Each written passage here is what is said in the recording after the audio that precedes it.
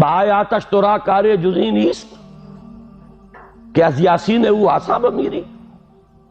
اس قرآن کی آیات سے تمہارا یہی سروکار رہ گیا ہے کہ عالم نزا میں سورہ یاسین سنا دو،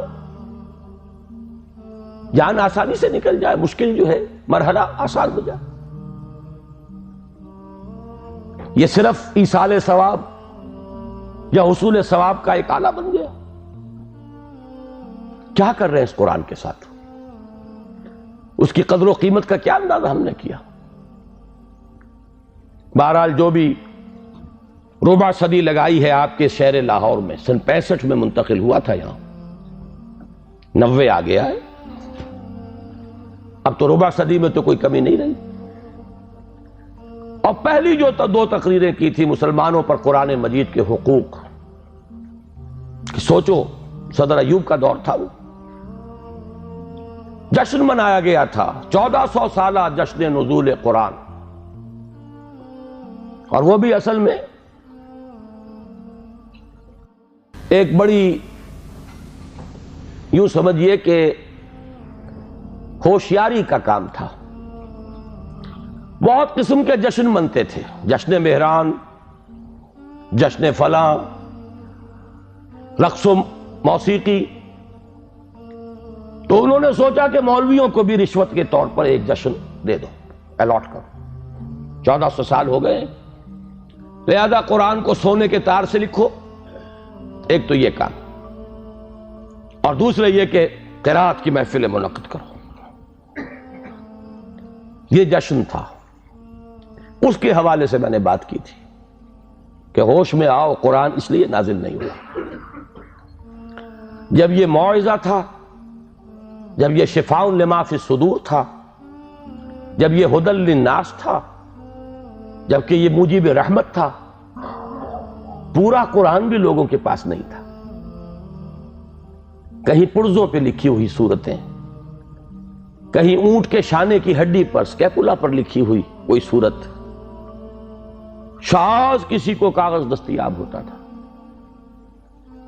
کہیں مابین الدفتین تو قرآن تھا ہی نہیں. وہ تو حضرت ابوبکر نے کیا ہے، حضور کے زمانے میں تو نہیں تھا. سینوں میں جمع ہو گیا تھا. سونے کے تار سے کیا سوال، تانبے کے تار سے لکھا ہوا بھی نہیں تھا، کاغذ پر چھپا ہوا تھا ہی نہیں.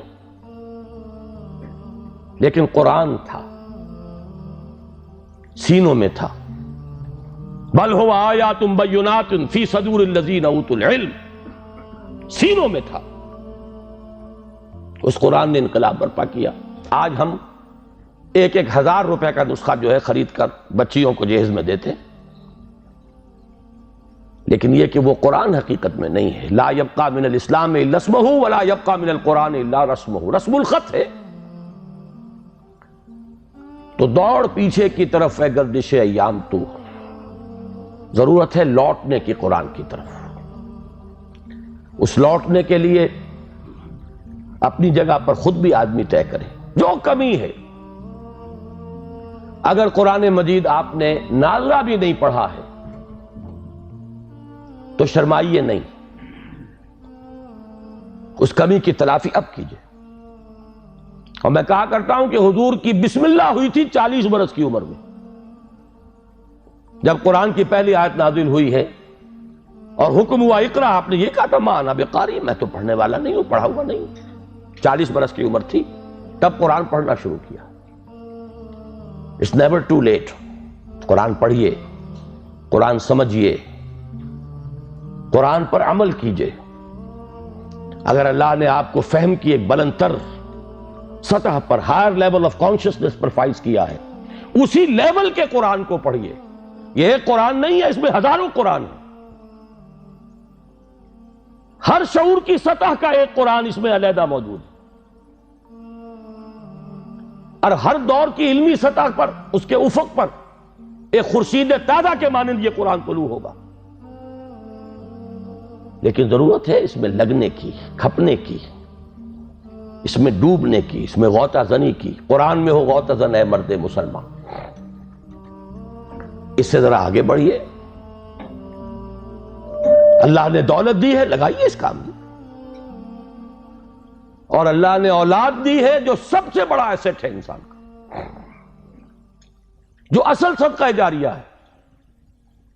تو لگائیے اس کام میں. ابھی میرے ایک بڑے عزیز دوست، بڑی قدر ہے میری نگاہ میں ان کی، ایئر فورس میں بڑے اونچے مقام پر ہیں.